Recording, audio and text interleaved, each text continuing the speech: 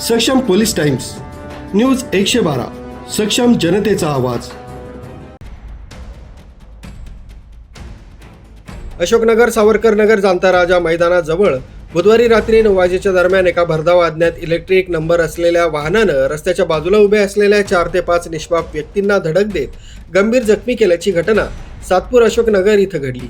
सुदैवाने यात काही जीवितहानी झाली नसली तरी एका व्यक्तीचा पाय फ्रॅक्चर होत गंभीर जखमी झालाय।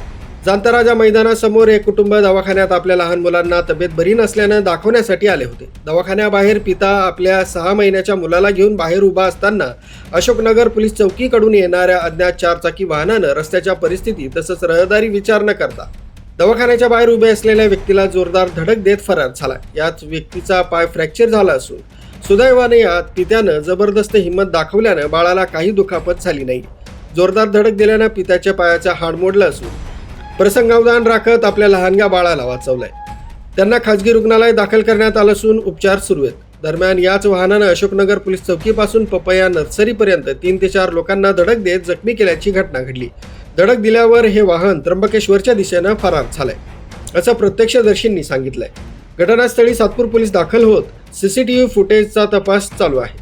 निरपराध लोकांना जखमी करणाऱ्या वाहनाचा तपास करावा अशी मागणी माजी नगरसेविका सामाजिक कार्यकर्ते उषा शेळके यांनी केली आहे। आम्ही उभे होते, आम्ही दवाखान्यात आलो होतो। माझे मिस्टर माझ्या बाळाला फिरवत होते, उभ्या माणसाला तो चिरडून निघून गेला। त्यांच्या पायाला फ्रॅक्चर होऊन गेलं, माझ्या बाळाला लागलं। 10 मिनिटं थांबा, त्याला शोध घेतो आपण। तुम्ही दवाखान्यात गेलत्या का? हो, दवाखान्यात चेकअप केलंय, त्यांना लागलेलं आहे खूप। आणि बाळाला काही झालेलं नाही ना? बाळाला नाही झालेलं आहे। भाऊ, काय प्रकार घडला? आता एक इलेक्ट्रिकल 4 व्हीलर होती, तिचा नंबर अजून शोध घेत आहे। अज्ञात वाहन आणि या ठिकाणी जे नागरिक रस्त्याच्या साईडला उभे होते, 2 मोटरसायकली, एक महिला तर तिच्या लहान बाळाला घेऊन उभी होती। तो जसा वरून आला त्या स्पीडमध्ये त्या दोन्ही गाड्या ठोकून 4 व्हीलरला ठोकलं। परत त्याने ती गाडी रिटर्न गिअर मारून कुठल्याही नागरिकाचा त्या लहान बाळाचा न विचार करता तो लगेच सरळ मार्गे पपया नर्सरीकडे गेला। आत्ताच कोणतरी पपया नर्सरीकडनं पण आले, त्यांनी पण सांगितलं तिथं पण त्यांनी 2 गाडींना उडवलेलं आहे।